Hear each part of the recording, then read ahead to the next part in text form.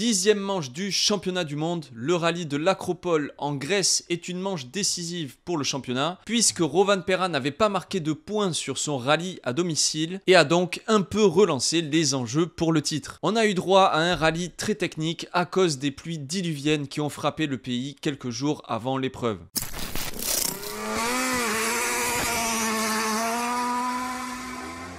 Salut à tous, j'espère que vous allez bien, c'est Maxime. On se retrouve aujourd'hui pour une nouvelle vidéo résumée pour la 10e manche donc du championnat du monde des rallyes.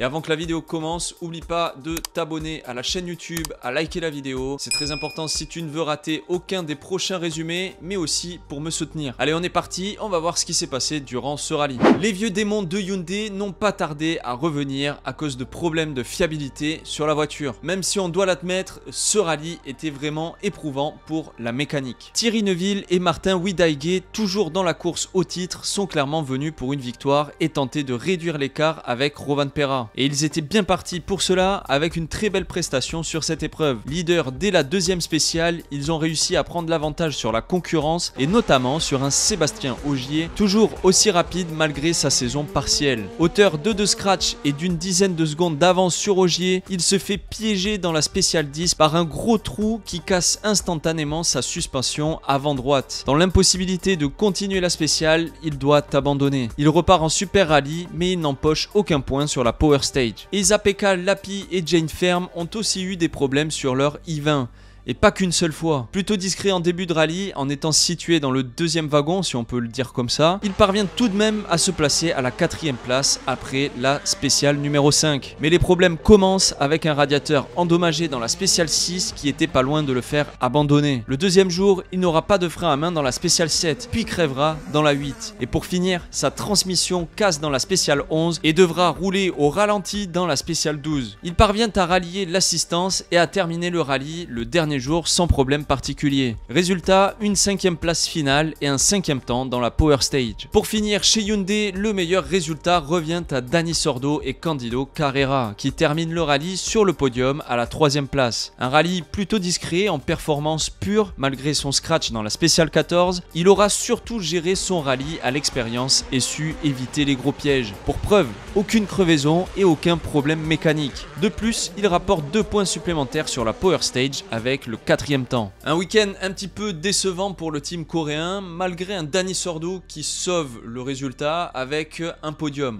Les Toyota n'ont pas échappé à ce terrain difficile et ont dû subir elles aussi le terrain cassant. Cependant, c'est toujours eux qui s'en sortent le mieux et rapportent un doublé à l'arrivée. On commence avec Takamoto Katsuta et Aaron Johnson qui n'ont pas su briller sur cette épreuve. En retrait par rapport aux autres concurrents, son plus gros souci durant le rallye sera une double crevaison dans la spéciale 11 qui lui fera perdre plus de 4 minutes. Il termine le rallye à la 6e place.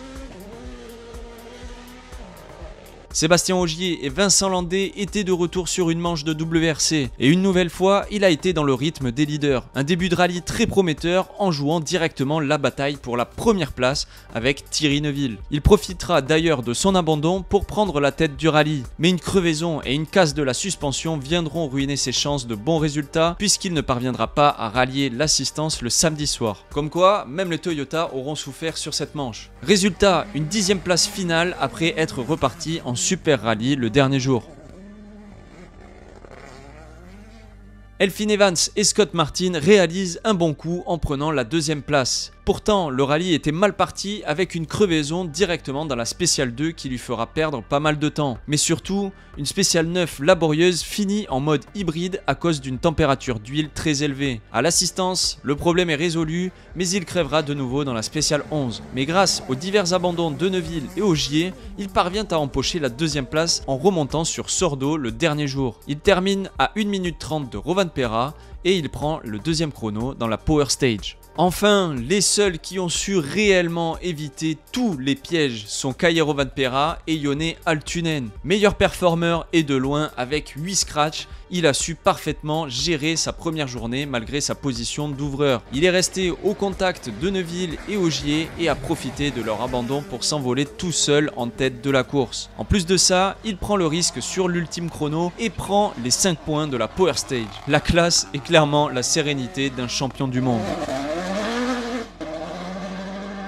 Une nouvelle fois, Toyota montre que le line-up le plus fiable est bien chez eux, mais surtout que la voiture est l'outil le plus fiable des 3 présentes sur le championnat. Une domination sans partage qui voit une nouvelle fois le team filer vers le titre constructeur et un certain Kalle Rovanperä vers le titre pilote pour la 2e fois consécutive. Attention, hein, c'est pas fini mathématiquement, mais il est clairement en bonne posture pour emporter ce 2e titre. C'est un nouveau désastre chez M-Sport avec encore des problèmes de fiabilité. Et là, vous allez voir, c'est quand même plutôt inquiétant. Contrairement aux autres teams, la voiture n'a pas eu besoin d'un terrain éprouvant pour montrer des faiblesses. La preuve avec Pierre-Louis Loubet et Nicolas Gilsoul qui ont dû abandonner le rallye avant même le départ de la Spéciale 2, soit la première vraie spéciale du rallye. Pas réellement d'informations sur la panne, juste une petite déclaration de Tanak qui dit qu'il a eu à peu près le même problème que Loubet, donc vous allez le voir juste après, mais peu de roulage puisque Loubet n'est même pas reparti en super rallye. On peut dire que les vacances d'été se sont prolongées pour Pierre-Louis Loubet et Nicolas Gilsoul. Ott Tanak et Martin Jarveoja, encore une fois, auront eu eux aussi des problèmes de mécanique. Lors de la première assistance, alors une tire fitting zone comme ils appellent ça, ils bricolent eux-mêmes sur leur voiture à cause d'un problème de pompe à eau et prennent même du retard sur le timing. Un pari risqué puisqu'il écope d'une pénalité de 3 minutes 40. Mais finalement, ce pari s'avère payant. Ils scratchent à 2 reprises juste après avoir réparé la Puma et entament une grosse remontée. Alors 32e au général après la pénalité, il termine le rallye en prenant la 4e place au général. Pour moi, c'est clairement la performance du week-end, hormis celle de Rovanperä, parce qu'après autant de galères avec M-Sport, Tanak a démontré son mental d'acier et surtout aussi son talent. M-Sport a encore pu compter sur un super Tanak. Par contre, on peut clairement se poser des questions sur l'avenir du team. On le sait, Ford donne de moins en moins de moyens au WRC, donc au team M-Sport. Et des rumeurs indiquent que le team pourrait se retirer pour manque de moyens financiers dans la catégorie. D'ailleurs, Loubet n'est même pas reparti en Super Rally. Est-ce que ça indique vraiment une crise financière chez M-Sport et qu'ils n'ont pas voulu dépenser d'argent pour rien au cas où qu'il y ait un nouveau problème mécanique et puis ces voitures coûtent très cher à faire rouler? Donc voilà, on peut clairement s'inquiéter de tout ça.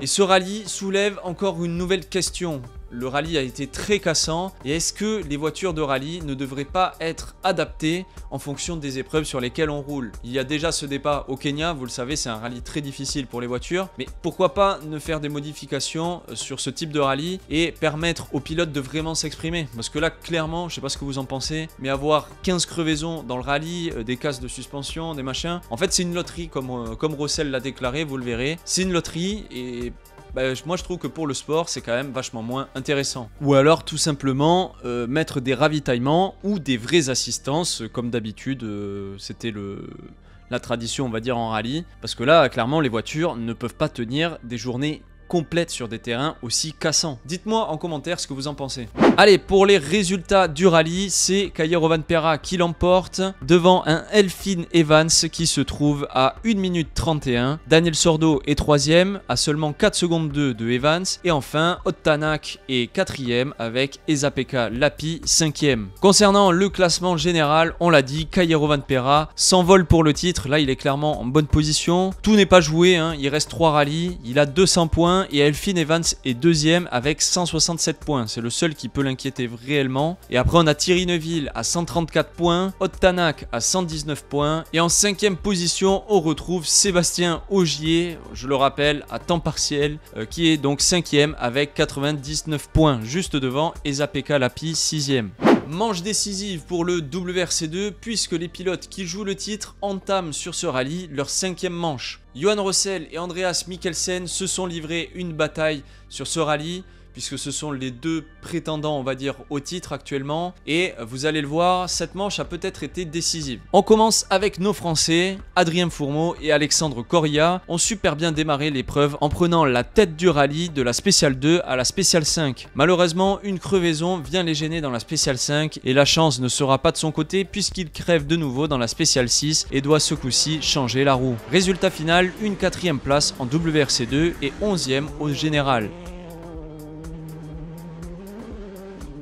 Johan Rossel et Arnaud Dunant, eux aussi, ont pu briller sur cette épreuve puisqu'ils prennent la tête du rallye après la crevaison de Fourmeau jusqu'à la spéciale 9. Mais lui aussi sera victime d'une crevaison et perdra beaucoup de temps. Résultat, un très bon podium avec une 3e place WRC2 et une 9e place au scratch. Sur la 2e place, on retrouve Gus Greensmith et Jonas Anderson, victimes de soucis mécaniques sur la Skoda, mais qui s'en sortent vraiment très bien avec 2 gros points à l'arrivée. Et la perte du week-end dans la catégorie revient incontestablement à Andreas Mikkelsen et Thorstein Eriksen. La malchance s'est abattue sur l'équipage le premier jour avec 3 crevaisons dans la même journée. Autant vous dire que l'on ne les voyait clairement pas gagner, et pourtant Mikkelsen donne tout pour changer le destin. 9 scratchs et une 3e victoire cette saison dans la catégorie, alors qu'il comptait plus de 2 minutes de retard à la fin de la première journée. Une performance dont il se souviendra après cette première journée cauchemardesque et qui lui donne une sacrée option en cette fin de championnat. Pour le classement général, c'est Andreas Mikkelsen qui prend l'avantage avec 108 points, devant toujours Johan Rossel à 92 points. Gus Greensmith est 3e avec 80 points, suivi par Sami Pajari, 4e à 71 points. Adrien Fourmeau est 5e avec 67 points.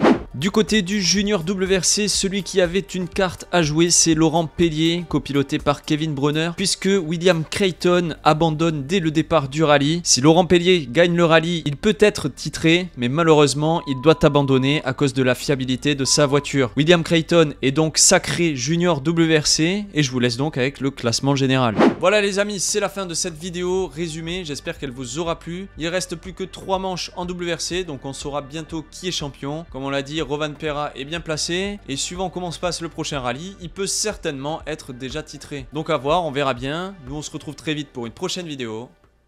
Ciao!